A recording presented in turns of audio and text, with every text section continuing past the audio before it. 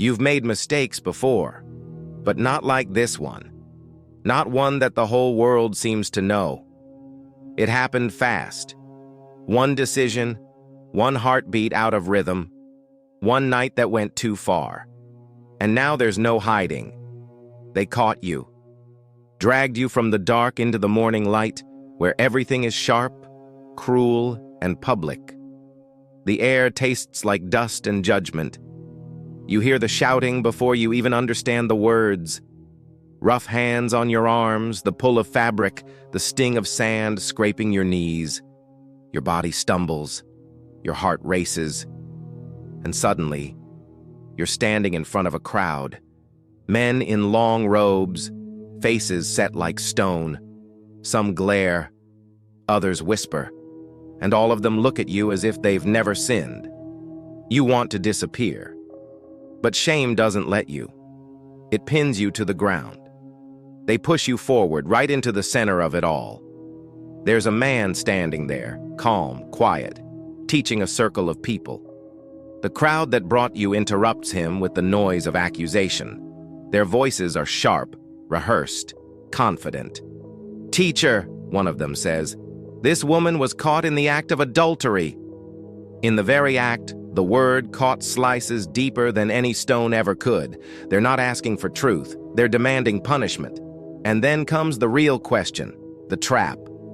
Moses commanded us to stone such women. Now what do you say? You barely breathe, because you know this isn't just about you. They want to trap him, the one they call Jesus. You steal a glance. He doesn't flinch. He doesn't argue. He just looks at them, then at you, and then he kneels. It's strange. All the voices pause for a moment, unsure. He lowers himself, places his hand on the ground, and begins to write in the dust. No one knows what he writes, but in that silence, the crowd feels something shift. You watch his hand move slowly, gracefully, tracing symbols into the sand. It's almost tender, and you realize no one's ever been this calm in front of your shame. The men grow impatient. "Answer us," they demand. They want words they can twist. They want anger they can exploit. He doesn't give them either. Finally, Jesus rises. His eyes sweep over the crowd, eyes that see more than faces, more than sin, more than this moment. Then he says the words that will echo through centuries. "Let any one of you who is without sin be the first to throw a stone at her." The air breaks. The words hang there, heavy, holy, impossible to escape. No one moves. You can hear the wind whispering across the ground, the faint clink of stones trembling in hands suddenly uncertain. And then he kneels again. He returns to the dirt, writing once more as if to say, "I will not stand with your judgment. I will stoop with her." One by one, the stones begin to fall. A dull thud, then another. The sound of surrender, the sound of hearts realizing their own guilt. You don't dare look up, but you hear it. The footsteps leaving, the murmur fading. The older ones first, then the younger, until there's nothing left but silence and the rhythm of your breathing. Your tears hit the dust where his fingers just wrote. You realize the same ground where your shame was exposed is now the place where mercy began to speak. You stay kneeling. The world has grown quiet again, but your heart still beats like thunder in your chest. The ground beneath you feels sacred now, not because it hides your sin, but because it holds the writing of the one who refused to condemn you. You can sense him still there, close enough to hear your heartbeat, close enough to know what you're thinking. You don't dare speak, and yet somehow his silence is louder than all their shouting. It tells you things you never believed were true, that you're seen, that you're known, that you're not defined by what you did, but by who's standing beside you now. The dust settles. The crowd is gone. The stones are still on the ground, but none of them were thrown. You're still waiting for the pain that never comes, waiting for the blow that never lands, waiting for the voice that condemns you, but it never speaks.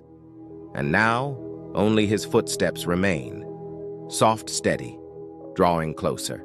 You don't move. Your hands are still pressed against the ground, trembling. You can taste salt, tears, dust, fear. Then, in that stillness, a voice. Soft, low, steady. Woman, where are they? You lift your head slowly.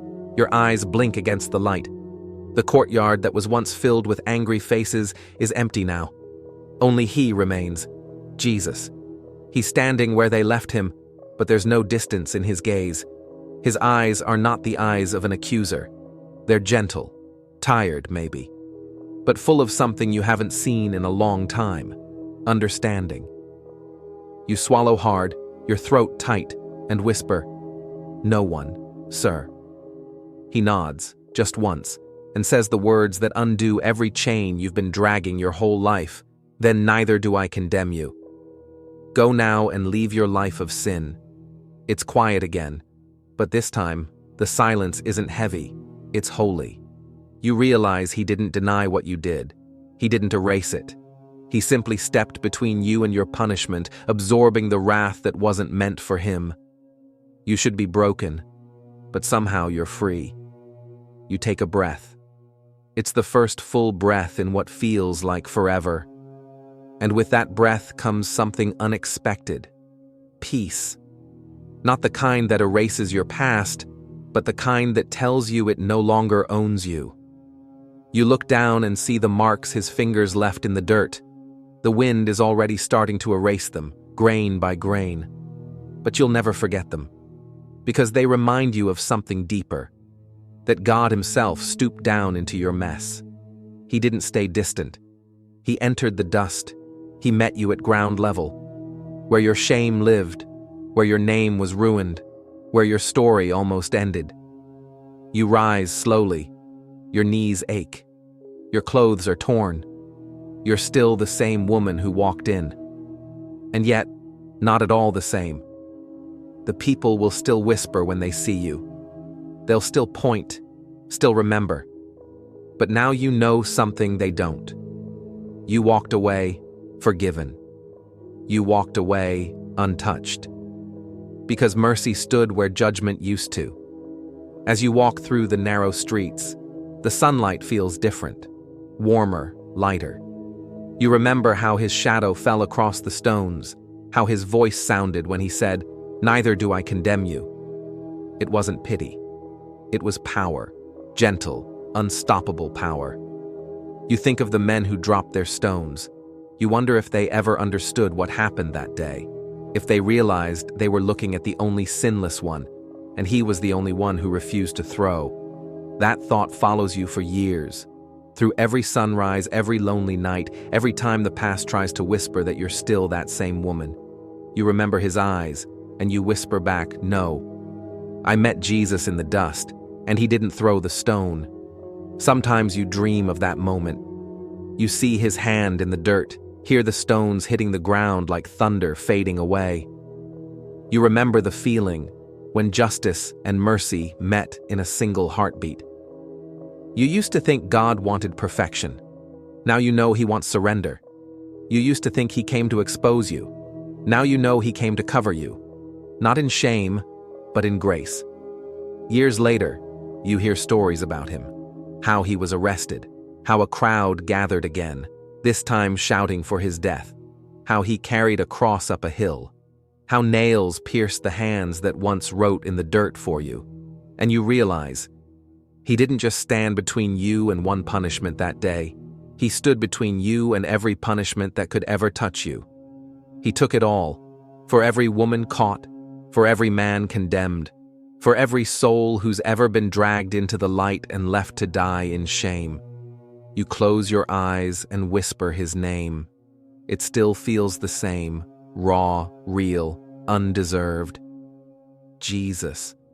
You know you'll never understand it all. How the only one with the right to judge chose instead to forgive. How he could see every sin and still love without hesitation. But you don't have to understand it. You just have to remember. And so, to whoever you are, the one hearing this now, You who carry your own mistakes.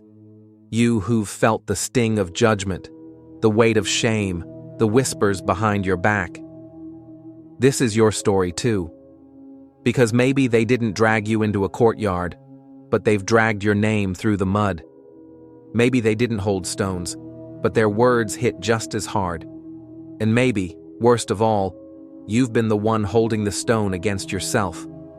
Listen, he's still here. He still kneels. He still writes in the dust, and his words haven't changed. Let any one of you who is without sin be the first to throw a stone. Those words weren't just for them. They were for you, to remind you that grace doesn't ask for perfection before it arrives. It shows up in the middle of the wreckage, in the middle of your worst day, and whispers, "You're not finished yet." Maybe you think it's too late. Maybe you think you've gone too far. Maybe you think your name is ruined beyond repair. But look, he's still writing, still bending down, still defending hearts the world wants to destroy. Because that's who he is. That's who he's always been. And that's who he'll be when you finally drop your own stone. So when shame comes for you, when the crowd gathers in your mind, when the accusations scream louder than your hope, remember the dust. Remember the silence. Remember the words that rewrote your story. Neither do I condemn you. Go now and leave your life of sin, and maybe one day you'll understand the beauty of that moment, that the Son of God stooped lower than your failure just to lift you up. He still kneels, he still writes in the dust for you, and he still refuses to throw the stone.